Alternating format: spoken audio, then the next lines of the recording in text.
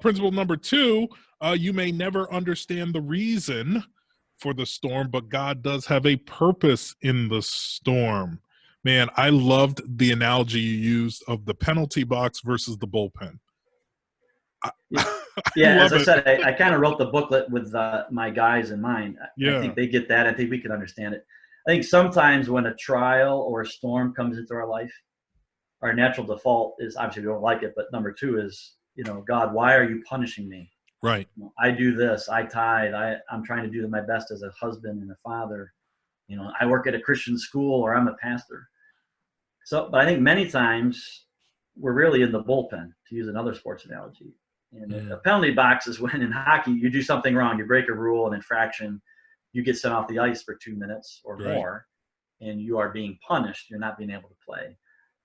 In the bullpen, you're doing the same thing. You're sitting and waiting, but instead of being punished, you're sitting down there and waiting. Kind of the same thing involves waiting and wondering when you're going to get in the game. But the coach will eventually put you into the game as a relief pitcher. So I think I use that analogy of the penalty box versus the bullpen. So when the storm comes, we may think it's a penalty box situation, when in reality the storm might be God's getting us ready to be used for him. Maybe it's a month down the road or a year down the road in a spiritual significance, not only for our good, but for his glory.